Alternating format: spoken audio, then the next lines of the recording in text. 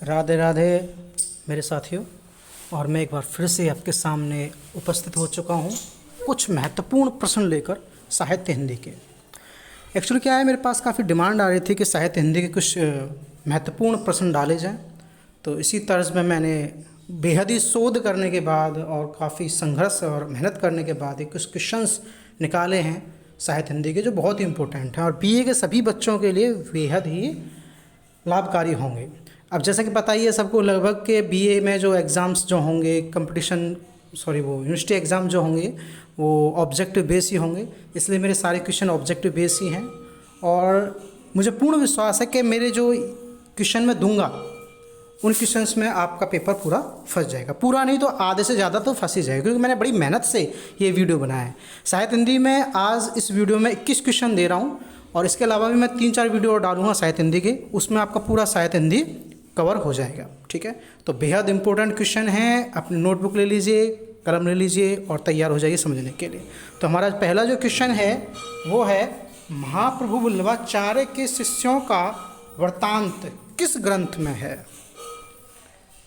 पहला प्रश्न है हमारा, महाप्रभु वल्लभाचार्य के शिष्यों का वृत्तांत किस ग्रंथ में है। तो इसके 4 ऑप्शन हैं, 252 वैष्णव की वार्ता, भक्तमार्ग, 84 वैष्णव की वार्ता या वचनामृत। तो इसका जो ऑप्शन है, राइट ऑप्शन है वो है ऑप्शन बी, भक्तमार्ग।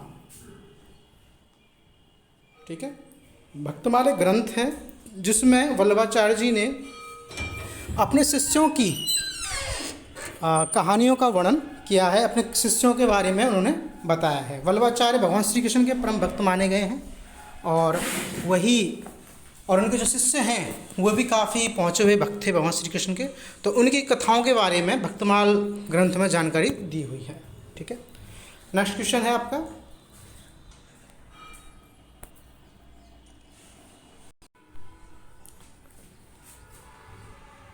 हमारा जो अगला जो क्वेश्चन है वो है, काशी में हम प्रकट भये समानंद चेताए, यह पंक्ति किसकी है। बहुत ही शोध करके मैंने इस क्वेश्चन को निकाला है। काशी में हम प्रकट भये समानंद चेताए, यह पंक्ति कबीर की है, तुलसी की है, सूर की है या रैदास की है। तो इसमें जो पंक्ति है वो है आपके कबीरदास जी की। आप जानते होंगे कबीरदास जी निराकार पंथी थे और वो निराकार रूप को मानने वाले थे। तो उनकी इस पंक्ति से ये पता चलता है कि वो निराकार ही को ही मानते थे। ठीक है, नेक्स्ट क्वेश्चन, रासो शब्द की उत्पत्ति रसायन से किसने मानी है। इसका ऑप्शन है ऑप्शन सी, रामचंद्र शुक्ल। रामचंद्र शुक्ल जी ने रासो शब्द की उत्पत्ति मानी है। ठीक है, यानी कि रसायन यहाँ पे लिखा हुआ है, वैसे रामायण है ये। ठीक है, तो रामायण से रासो शब्द की उत्पत्ति हुई थी, ये किसने माना है, रामचंद्र शुक्ल ने माना है। ठीक है, क्वेश्चन नंबर 4, लक्षण ग्रंथ का क्या अर्थ होता है। लक्षण ग्रंथ का क्या अर्थ होता है। तो ऑप्शन है नायिका भेद, ऑप्शन बी काव्यांग विवेचन, ऑप्शन सी रस निष्पत्ति, ऑप्शन डी गुण दोष। तो इसका जो राइट आंसर है ऑप्शन बी, काव्यांग विवेचन लक्षण ग्रंथ का अर्थ होता है। नेक्स्ट क्वेश्चन, निम्नलिखित कवियों में रीति सिद्ध कौन हैं। निम्नलिखित कवियों में रीति सिद्ध कौन है। बिहारी हैं, घनानंद हैं, मतीराम हैं, तोष हैं। तो इसका राइट आंसर है बिहारी। देखिए, रीति सिद्ध जो कवि हैं वो उनकी सारी रचनाएं अधिकतर प्रेममयी होती हैं। प्रेम को मूर्त मानकर वो अपनी रचनाएं रचते हैं और उनका जो मुख्य बिंदु जो होता है वो उनकी प्रेम का होती है। उसी प्रेम का के आगे पीछे वो अपनी रस की कविताएं लिखते रहते हैं। तो इस बात को ध्यान रख के चलें कि बिहारी जी जो है रीति सिद्ध कवि हैं। ठीक है, और बहुत ही जाने माने कवि थे अपने ज़माने के। अगला क्वेश्चन, क्वेश्चन नंबर 6, अनुमितिवाद के प्रतिष्ठाता कौन हैं। अनुमितिवाद के प्रतिष्ठाता कौन हैं। भरतमुनि हैं, आनंद वर्धन हैं, शंकुक हैं या अभिनव गुप्त हैं। तो इसका राइट ऑप्शन देखिए, समझिए। इसका राइट ऑप्शन है ऑप्शन सी, शंकुक। उन अनुमितिवाद के जो प्रतिष्ठाता हैं वो शंकुक हैं। ठीक है, निम्नलिखित भाषाओं में से कौन सी भारोपीय परिवार की भाषा नहीं है? बहुत ही इंपॉर्टेंट क्वेश्चन है। सारे ही प्रश्न बहुत ही लाभकारी होंगे आपके लिए बीए के एग्ज़ाम में। बीए के एग्ज़ाम के अलावा कंपटीशन जो एग्ज़ाम आप देते हैं उनमें भी ये सारे प्रश्न बहुत ही लाभकारी सिद्ध होंगे, ये मेरा पूर्ण विश्वास है। बस इन क्वेश्चंस को आप याद करते हुए राइट डाउन कर लें, ठीक है। तो इसका जो आंसर है मराठी है, गुजराती, मलयालम है या हिंदी है? तो इसका जो सबसे सही आंसर है इसका मलयालम, ऑप्शन सी, ठीक है। भारोपीय परिवार में कौन कौन सी भाषा शामिल होती हैं आपकी? हिंदी शामिल होती है, गुजराती, मराठी शामिल होती है, लेकिन मलयालम इसमें शामिल नहीं होती। मलयालम जो भाषा शामिल होती है वो आपकी तेलुगु या तमिल परिवार में शामिल होती है, ठीक है। अगला प्रश्न है प्रश्न 8, विश्व वजन की अर्चना में नहीं बाधक था, इस वृष्टि का विमान किसकी पंक्ति है? विश्व वजन की अर्चना में नहीं बाधक था, इस वृष्टि का विमान, यह पंक्ति भारत भूषण अग्रवाल की है, ठीक है। ये आने ही आने क्वेश्चंस हैं। मतवाला के संपादक कौन थे? मतवाला के संपादक कौन थे? प्रश्न नंबर 9। तो मतवाला के जो संपादक थे वो भारतेंद्र हरिश्चंद्र और निराला, ये दोनों ही थे। भारतेंद्र हरिश्चंद्र, शिवपूजन सहाय और निराला, ये दोनों ही थे। ऑप्शन बी और ऑप्शन सी ये दोनों ही इसके सही हैं, ठीक है। ऑप्शन बी शिवपूजन सहाय और ऑप्शन सी निराला, ये दोनों ही मतवाला के संपादक थे। मतवाला क्या था? मतवाला एक पत्रिका का नाम है, ठीक है। साखी किसका संकलन है? क्वेश्चन नंबर 10, साखी किसका संकलन है? शमशेर बहादुर सिंह, कीर्ति चौधरी, हरिनारायण व्यास या विजयदेव नारायण शाही। तो ये जो साखी है इसका ये विजयदेव नारायण शाही का संकलन है, ठीक है। अगला क्वेश्चन, इनमें से कौन सी भाषा आदिकाल की है?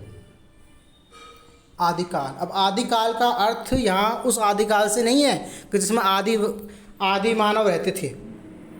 आदिकाल शब्द से तात्पर्य है इतिहास में जिसे हम राजपूत काल कहते हैं, मध्यकाल कहते हैं, उसे हिंदी भाषा का आदिकाल कहा जाता है, ठीक है ना। राजपूत काल या मध्यकाल, जैसे पृथ्वीराज चौहान और आपकी संयोगिता और जितने भी राजपूत राजा जो हुए हैं, यानी कहने का मतलब जब मुसलमान हमारे देश में आए थे उस काल को, उसके थोड़े से आगे और थोड़े से पीछे वाले काल को क्या कहते हैं? हिंदी भाषा का आदिकाल कहा जाता है, ठीक है। लेकिन वैसे इतिहास में ये काल कौन सा माना जाता है? ये काल मध्यकाल माना जाता है, ठीक है। तो आदिकाल की कौन सी भाषा है? यानी कि उस ज़माने में जब राजपूत राजा हुआ करते थे और जो मुसलमान नए नए हमारे देश में आए थे, मोहम्मद गौरी, महमूद गजनवी, तो उस समय हमारे देश में कौन सी भाषा बोलने में यूज़ की जाती थी? तो इसका राइट आंसर है ऑप्शन 3, डिंगल पिंगल, ठीक है। डिंगल पिंगल भाषा उस समय यूज़ की जाती थी बोलने में, ठीक है। क्वेश्चन नंबर 12, अष्टछाप के कवियों में प्रथम नियुक्त कीर्तनकार कवि कौन थे? बहुत ही महत्वपूर्ण प्रश्न है। अष्टछाप के कवियों में प्रथम नियुक्त कीर्तनकार कवि कौन थे? तो इसका जो आंसर है वो है नंददास, कृष्णदास, सूरदास, कुंभनदास। तो इसमें जो सबसे पहला जो आंसर है वो है ऑप्शन डी, कुंभनदास। कुंभनदास जो थे वो प्रथम कीर्तनकार कवि थे जो कि अष्टछाप कवियों में गिने जाते हैं। अष्टछाप कवि वल्लभदास के शिष्यों को ही माना जाता है, ठीक है। नेक्स्ट क्वेश्चन, जायसी कृत पद्मावत है, बेहद ही प्रभावशाली प्रश्न है ये। जायसी कृत पद्मावत क्या है? क्या ये पुराण काव्य है, धर्म काव्य है, रूपक काव्य है, चंपू काव्य है? पुराण काव्य तो है ही, हो ही नहीं सकता, क्योंकि पुराण काव्य तो बहुत ही पुराने होते थे और उसमें दिव्य शक्तियों के बारे में ज़्यादा वर्णन होता था। धर्म काव्य भी नहीं है। चंपू काव्य इसलिए नहीं है क्योंकि मिश्रण शैली में नहीं बना हुआ, न पद्य गद्य का यूज़ इसमें नहीं किया गया है। हाँ, ये रूपक काव्य है। जायसी कृत पद्मावत जो है वो ऑप्शन सी रूपक काव्य है, ठीक है। नेक्स्ट क्वेश्चन, बसोरे मेरे नैनन में नंदलाल, यह किसकी पंक्ति है? यह पंक्ति है मीराबाई जी की, एक बेहद फेमस भक्त थी हैं भगवान श्री कृष्ण की। बसो मेरे नैनन में नंदलाल, और बहुत ही सुंदर पंक्ति है ये, जो कि मीराबाई जी ने लिखी है। अगला क्वेश्चन, अमे हलाहल मद भरे श्वेत श्याम रतनार, जिये मर्द झुकी झुकी परत जेहे चितवत एक बार। किसकी पंक्तियां हैं? अमे हलाहल मद भरे श्वेत श्याम रतनार, जियत मर्द झुकी झुकी परत जही चितवत एक बार। ऑप्शन है बिहारी, रसलीन, केशवदास, घनानंद। तो इसका जो राइट ऑप्शन है वो है रसलीन, ऑप्शन बी रसलीन इसका राइट ऑप्शन है। क्वेश्चन नंबर 16, बरवै रामायण किसकी रचना है? सूरदास, तुलसीदास, नंददास या केशवदास? बरवै रामायण जो है वो ऑप्शन बी तुलसीदास जी की रचना है। बीए सेकेंड ईयर के हिंदी साहित्य के सारे क्वेश्चन ऑब्जेक्टिव आएंगे, ऐसा लगभग निश्चित हो गया है। और इस बात का सभी बच्चे ध्यान रखें, सभी छात्र और छात्राएं ध्यान रखें कि आप हिंदी साहित्य की तैयारी बीए के लिए तो कर ही रहे हैं, इसके अलावा ये क्वेश्चंस आपके कंपटीशन टेस्ट में भी आते हैं, कंपटीशन एग्जाम में भी आते हैं। तो वे बच्चे जो हिंदी साहित्य जिनके पास नहीं है वो भी इस वीडियो का अध्ययन करें, क्योंकि ऐसे क्वेश्चन कंपटीशन में भी आते हैं। जैसे बरवै रामायण किसने लिखी? तुलसीदास जी ने लिखी। कंपटीशन टेस्ट में आने वाला प्रश्न है ये, और कई बार ऐसे प्रश्न हिंदी भाषा, जिसे हम हिंदी व्याकरण भी बोलते हैं, उसमें भी आ जाते हैं। तो सभी इसकी तैयारी करें, इस वीडियो की सभी बच्चे तैयारी करें। नेक्स्ट क्वेश्चन, भरत मुनि के रस सूत्र में निम्नलिखित में से किसका उल्लेख नहीं है? स्थायी भाव, विभाव, अनुभाव या व्यभिचारी भाव। तो भरत मुनि का जो रस सूत्र है उसमें स्थायी भाव का उल्लेख नहीं है, स्थायी भाव का उल्लेख नहीं है। ऑप्शन ए सही था इसका। अब क्वेश्चन नंबर 18, साधारणीकरण संकल्पना के उद्वेता कौन हैं? तो इसके ऑप्शन हैं कुंतक, वामन, भट्टनायक, अभिनव गुप्त। तो इसका ऑप्शन सी भट्टनायक के द्वारा लिखी हुई यह किताब है साधारणीकरण। ठीक है, कॉन्सेप्ट है ये, सॉरी, साधारणीकरण एक कॉन्सेप्ट है जिसे भट्टनायक ने प्रेजेंट किया है। निम्नलिखित में से कौन द्रविड़ परिवार की भाषा है? निम्नलिखित में से कौन द्रविड़ भाषा की परिवार की भाषा है? तो उड़िया है, बंगला है, असमिया है, कन्नड़ है। तो इसका सही ऑप्शन आप बताइए। इसका सही ऑप्शन है ऑप्शन डी कन्नड़। ठीक है, अगला है क्वेश्चन नंबर 20, किस क्षेत्र की बोली को काशिका कहा गया है? किस क्षेत्र की बोली को काशिका कहा गया है? भैंसवाड़ा, आरा, भोजपुर, बनारस, मगध। तो इसका राइट ऑप्शन है ऑप्शन बी, आरा भोजपुर की जो बोली है उसे काशिका कहा गया है। यानी कि जहाँ पर भोजपुर जो स्थान है वहाँ के लोगों के द्वारा जो वहाँ की स्थानीय भाषा बोली जाती है उसे क्या कहते हैं? काशिका कहते हैं। क्या कहते हैं इसको? काशिका कहते हैं। Important question. इसके साथ एक और बहुत ही अच्छा क्वेश्चन है, हिंदी प्रदीप पत्रिका के संपादक कौन हैं? मैंने ना जाने कितनी बार इसको कंपटीशन टेस्ट में देखा। ये सारे क्वेश्चन जो हैं वो कंपटीशन टेस्ट के क्वेश्चंस हैं ये, और बीए में भी आएंगे। तो हिंदी प्रदीप पत्रिका के संपादक कौन हैं? भारतेंदु हरिश्चंद्र हैं, लाला श्रीनिवास हैं, बालकृष्ण भट्ट हैं, या राधाचरण गोस्वामी हैं? तो इसका ऑप्शन है ऑप्शन सी बालकृष्ण भट्ट। ठीक है, हिंदी प्रदीप की पत्रिका के संपादक कौन है? बालकृष्ण भट्ट।